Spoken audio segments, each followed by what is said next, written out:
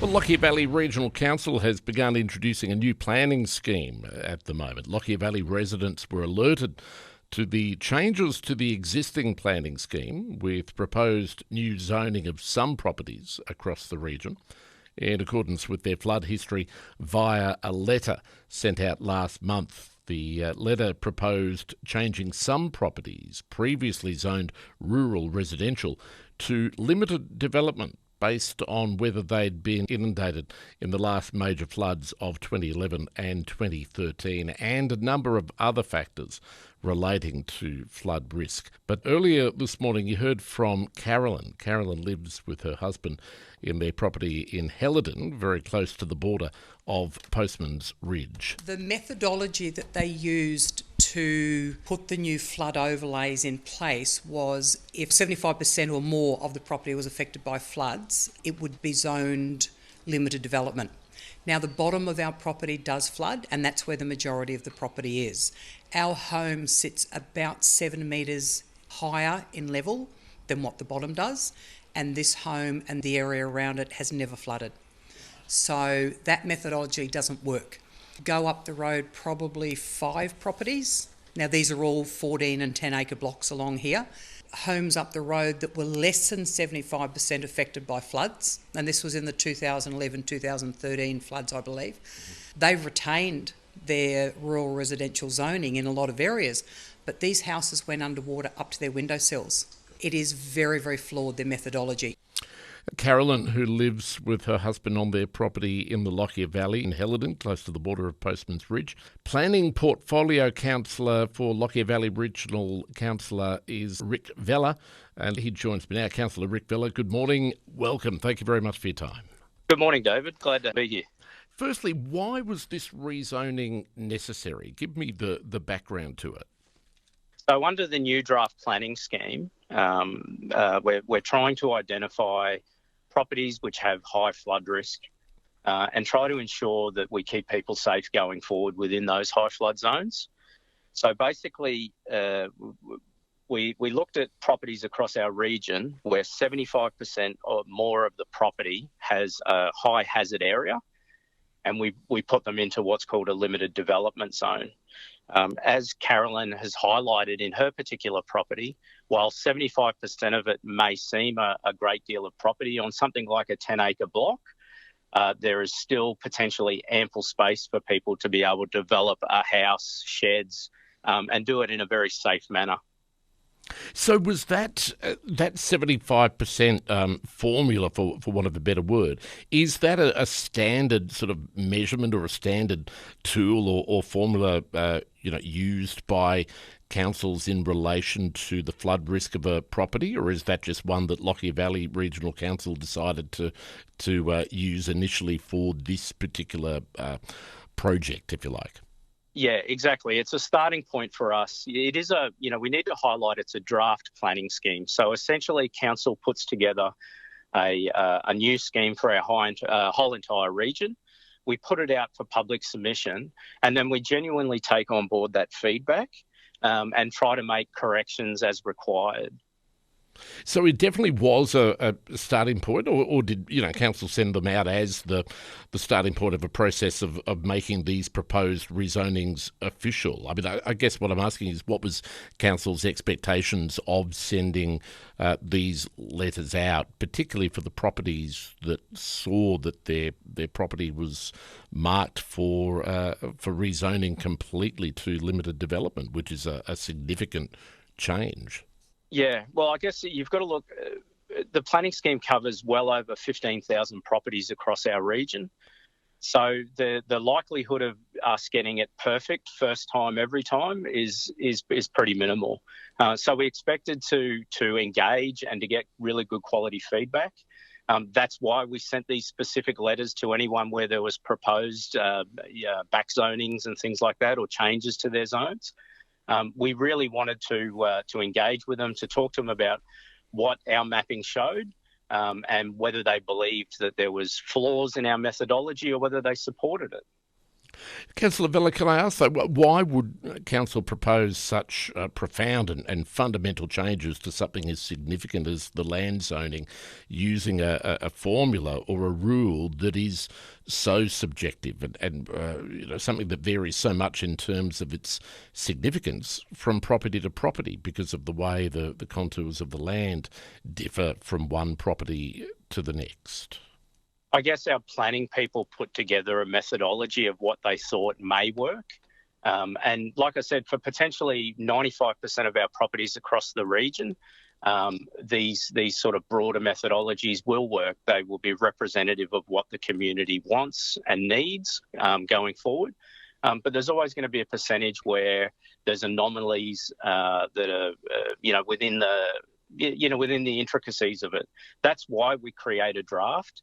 That's why once we get those submissions from members of the public, we then have to go back to the state and have to show the state how we're dealing with those submissions and how we're meeting the community's expectations. Surely, many would assume that Lockyer Valley Regional Council would have detailed records of which properties in the region suffered actual inundation into houses from recent major flooding and which ones only experienced flooding into paddocks and yards. Does Council have these sorts of records? Yeah, across wide parts of our region, the more built-up areas like Laidley, Gatton, Plainland have quite in-depth flood modelling once you start getting out into the further outlying areas. And it's not only about inundation, David. The types of topics we covered we cover are, things like velocity of flood, depth of flood waters, isolation. So how long people are isolated for, how long the warning time is before they become isolated. So it's to a certain degree there's a whole lot of different data that feeds into Council's risk matrix around trying to build better resilient communities. It's just not your house was flooded or wasn't flooded. I, for instance, live in an area where my house is never flooded, but I'm covered by a similar overlay due to the fact that they view that my area has a warning time of less than 6 hours before the area is inundated and cut off. So there's flood modelling, flood data is a very, very complex and comprehensive sort of way to deal with an overall risk to an area. It's difficult. It really is. Are you suggesting though that a house or a property that could be rezoned under these changes, these proposed changes? A house or property could be rezoned to limited development, even though the house doesn't get inundated with water, purely because it's in an area that could well be isolated for a significant amount of time, and that the warning is 6 hours or less. Is that feasible? That could happen? No, we're going back now and identifying where these properties have been back zoned into a limited development zone, where the actual house and say outbuildings and that are flood free, and we're going to address that in our submission to the state as well, to say that the methodology of 75% in this particular cases, and we will highlight individual lots, I think, is wrong, and we call for these changes to be made as well. So the state have to then come back and approve our amendments to our planning scheme as well. One would also think that Council would be fully aware that any rezoning of a property would have a potentially devastating effect on the property's value and also the level of risk in the eyes of insurance companies. And yet one of the councillors told Carolyn and her husband that Council hadn't considered that at all. Well, insurance companies use their own flood modelling and mapping. It's called the National Flood Insurance Database. So they determine their own risk profile of a property based on their own sort of insurance information. Council is aware, of course, like anytime we're talking about, particularly families' most valuable asset, and you're proposing to back zone it or to have a negative effect. Like, it's not something Council just does lightly. people have to understand that it is a draft scheme. We put forward a draft. Essentially, council wrote a book. We put it out to the community and said, we need you to make the changes that are required. Community are doing that. We've had 180 one-on-one meetings with property owners about individual properties.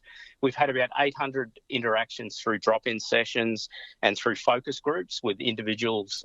Within our local society, which is property developers, environmental groups, planners themselves, engineers, things like that.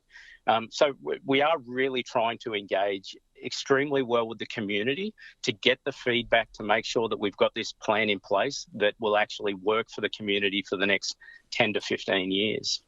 Where to from here? I mean, because there's also a concern, and you've mentioned it a number of times, that ultimately the state government has to sign off on these changes, or am I right, the state government has to approve, be happy with how Lockyer Valley Regional Council has handled this new vigilance about flood risk? Would that be the best way to describe it? Yeah, that's exactly right. Like, the state ultimately approved that they're the ultimate overseer of our planning schemes. We're subservient to state planning policy. We're confident, though, that between resident submissions and our own submissions supporting these changes, that the state will view them in a positive light and will agree to the changes to ensure that we get a really good planning scheme which will serve our region well for the next 10 to 15 years. Would Lockyer Valley Regional Council, though, concede that it is in the wrong forcing property owners to invest their valuable time writing up their own submissions to plead the case that their home has never flooded and therefore doesn't warrant being rezoned so it can never be built on again, whereas the burden of proof should probably be on council? It seems that residents are now having to go to a lot of effort to prove something that they probably shouldn't have to prove personally. Well, I think council's supporting residents in terms of that they're able to get mapping and things like that to show, say, in Caroline's particular case,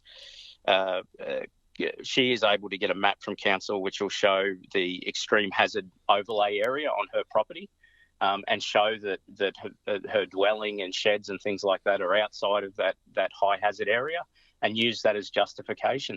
Keep in mind, we're also getting lots of positive submissions as well too from environmental groups and things like that as well, who are in support of council's sort of stronger stance on things like clearing and development within our region. So it's submissions fall both in favour of changes that the council's making, but it also submissions fall in terms of we don't agree with what's being proposed, and here's why. Yeah. It's part of a robust scheme. It's about trying to ground test. As I said, we've got over 15,000 properties that we're trying to oversee and get right. We've been working on this for years already. Like, we desperately need the feedback from people. We can plug that into the scheme, and we can get a really, really good planning scheme that will serve our community well and keep them safe for the next, 10 to 15 years.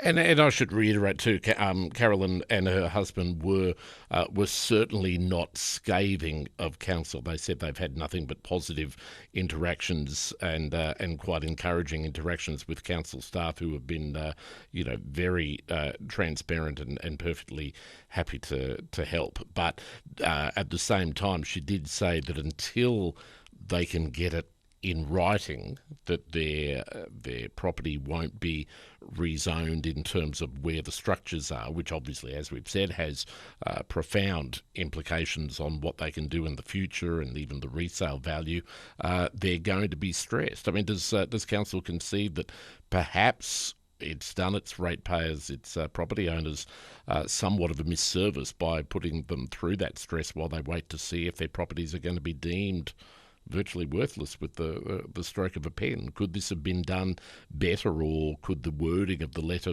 have been perhaps less confrontational? I think that there's always room for improvement. As a council, we're not perfect. We always strive to do better. And I understand residents are feeling stressed, especially those that are having these types of limited development zones issues and things like that. But they've just got to rest assured that that it is a draft scheme, and that council is trying to do all that we can to ensure that we get it right. And to keep our communities, to allow development and to encourage our development and our region's growth. But also our priority is always to keep people safe as well. Lockyer Valley Regional Council's Councillor Rick Vela speaking to me there. Now, the document, the proposed draft planning scheme, can be viewed online and in person at the Gatton Customer Service Centre and both the Gatton and Laidley libraries. And if you'd like to book a one-on-one session with the planner or view the consultation schedule or make a submission, head to lockyervalley.qld.gov.au and follow the links to the draft planning scheme. So lockyervalley.qld.gov.au and follow the links. And it is hoped that this process will be completed before next year's local government elections, although time will tell. So there's no guarantee of that, Councillor Rick Vela mentioned, but that is the plan. That's the aspirational goal at this stage. We'll keep you posted on developments with that story.